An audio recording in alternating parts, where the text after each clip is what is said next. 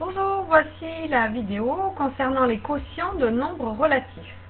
Nous allons donc apprendre à diviser des nombres relatifs. Alors, pour diviser des nombres relatifs, eh bien la règle est à peu près la même que celle qui nous permet de multiplier des nombres relatifs. Il suffit tout d'abord de s'occuper du signe du résultat en appliquant la règle des signes. Si les deux nombres sont de même signe, leur quotient est positif. Si les deux nombres ne sont pas de même signe, leur quotient est négatif. C'était exactement la même chose pour les produits. Plus par plus, plus par moins, moins par moins, plus. On divise ensuite leur distance à zéro pour trouver la distance à zéro du résultat. Quelques exemples. Voici par exemple un premier quotient. Je voudrais effectuer moins 12 divisé par moins 2. Je remarque que les deux nombres sont de même signe, leur quotient sera donc positif. Je m'occupe du signe du résultat en premier, moins par moins, cela me donne un résultat positif. Et enfin, je divise les distances à 0. 12 divisé par 2 est égal à 6. Deuxième exemple, ici, je veux effectuer moins 3 divisé par plus 5. Moins 3 est négatif, plus 5 est positif, les signes sont donc différents, le quotient est donc négatif. Voilà pour le signe. J'effectue enfin la division de 3 par 5, la division des deux distances à 0. 3 divisé par 5 est égal à 0,6. J'obtiens ici le résultat de cette division, le quotient, moins 0,6.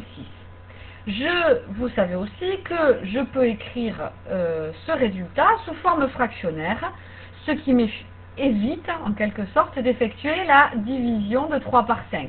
Il suffira de l'écrire 3 sur 5. Voilà la forme fractionnaire du quotient de 3 par 5.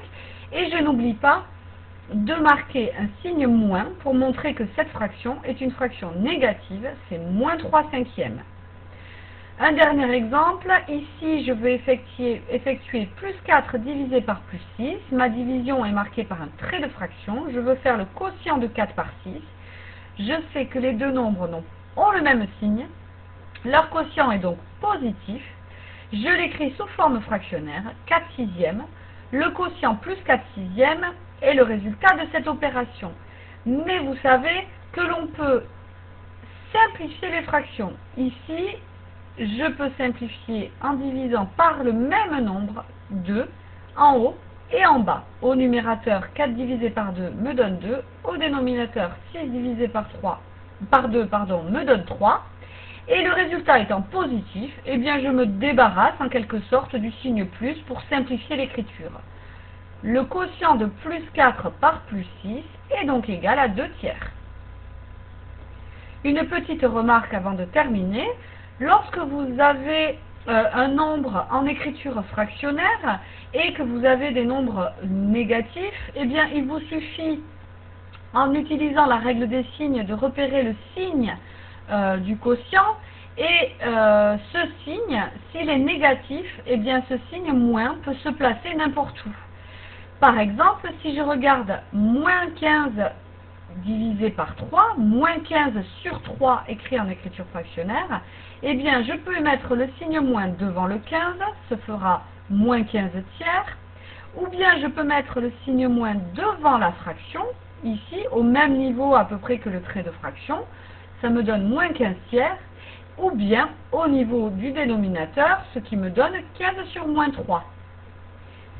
Dans ces trois écritures, le résultat est de toute façon un nombre négatif, que l'on écrive moins 5 puisque c'est le résultat de 15 divisé par 3 avec le signe moins devant, ou bien que l'on utilise une de ces trois écritures, le résultat est négatif dans toutes ces situations. Ce n'est qu'une question d'écriture, si vous voulez.